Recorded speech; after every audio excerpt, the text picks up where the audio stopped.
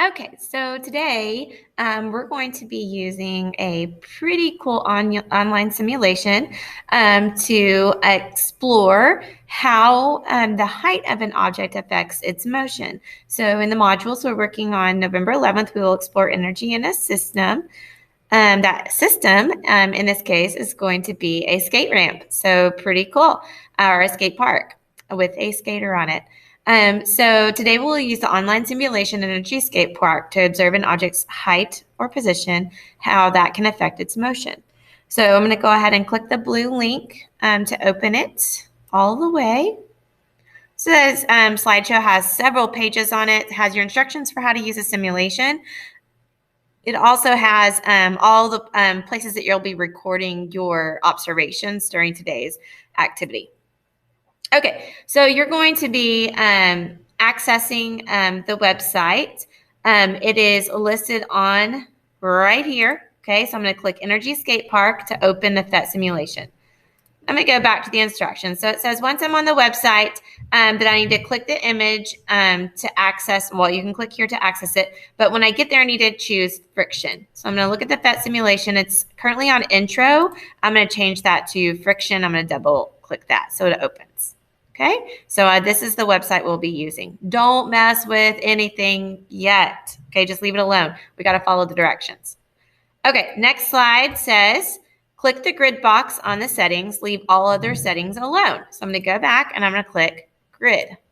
And you can see that it shows me measurements. So I can see that my measurements on the grid, each line 0, and then I see 2. So that means each line on my grid is worth 1 meter. So I have 0 meters, 2 meters, 4 meters, 6 meters, and 8 meters. Every other setting for now needs to be left completely alone to do this assignment. So don't change anything else. Don't change the mass. Don't change the friction. Don't do anything else. Okay, back to my instruction slide. Okay, so what we're going to be doing today is putting the skater at different points on the ramp.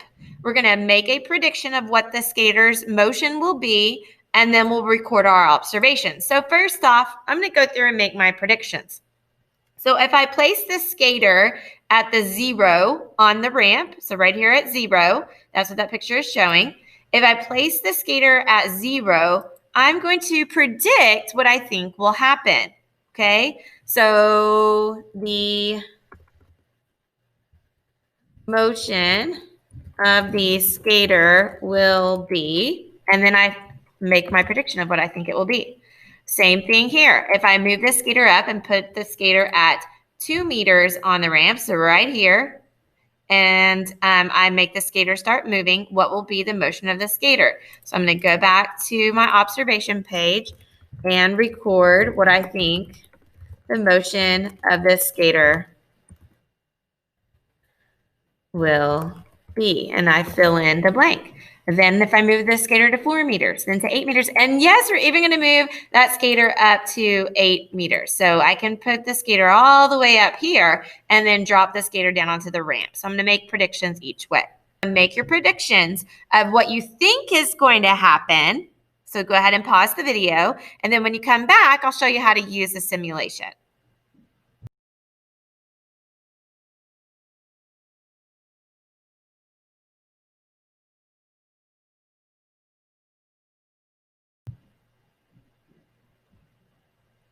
Okay, welcome back. So at this point, you should have already made your predictions on your chart. So we're using this U-shaped ramp, and we're making predictions of when the skater starts at 0, starts at 2, starts at 4, starts at 6, starts at 8. That should already be done. If it's not done, please pause the video and go back and take care of that now. Okay, so next up, let's go ahead and try the simulation. So I take my skater, and I place the skater at 0, and I record my observations of what I see the skater doing.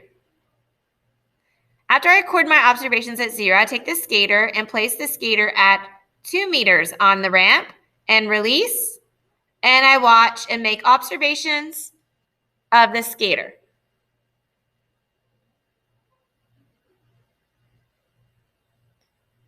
So my observations are going to be recorded on today's assignment right here. The skater, and I put in my observations. Or I could put the skater's motion is, and I fill in my observations. Okay, each time I'm going to go back. So now I've already done 0. I've done 2. Now I'm going to put the skater at 4, and I'm going to observe. And I keep observing until the skater stops their motion. And once the skater's motion stops, I'll go back to today's slideshow.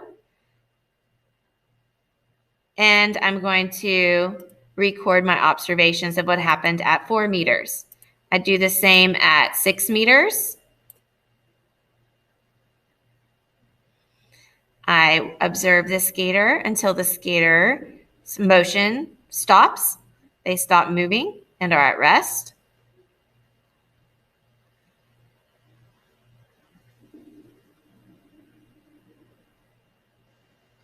And once the skater stops moving, I'm going to go back and record my observations under 6 meters.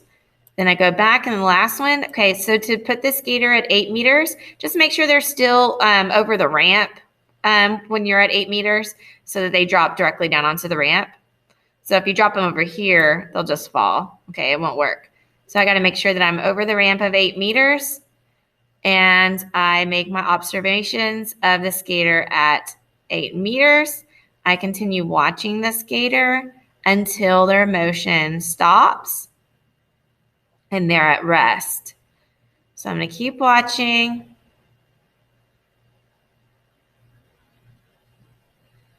Until the skater stops moving, and then I go back to the slideshow and I record my observations at 8 meters. Okay? Pretty easy, okay? Just make sure you make your predictions first, then go use a simulation to record your observations. Remember, our predictions do not have to be correct, okay? They're not right or wrong. It's what we think is going to happen based on our previous understanding of this experience. So what we know about motion, what we know about skateboarding, some of us have a lot more information or understanding of that than others, okay? So based on your prior knowledge, what do you think is going to happen? Okay, so next up, we're going to change the ramp to the open-ended ramp. Okay, you're going to do the same thing again of putting the skater at 0, 2 meters, 4 meters, 6 meters, and 8. Before you go to the simulation, please make a prediction of what you think the skater's motion will be. Okay, back on the skate park, to change the ramp, I just simply click the picture. I don't change any other settings. I can still see where everything's at. So the skater at 0 meters would be here. At 2 meters would be here. Oops. Reset skater. At 4, 6, and 8. Okay. And then the final observations will be made with the skate ramp that has this little hill in the middle. Okay, so I'm going to make my predictions first, and then when I'm ready, I go ahead and change the skate ramp. Okay, this will be 0 right here. This is 2, this is 4, this is 6, and this is 8. Okay, have fun with this simulation. We'll be using it quite a bit. It's pretty fun. If you finish today's work, feel free to go to the playground where you can design your own ramp. You can change settings and play around with it, but make sure you leave all the settings exactly how they are when you open it, unless you complete all your work and turn it in, then you can go back and play around. Okay, have fun. I'll see you in class.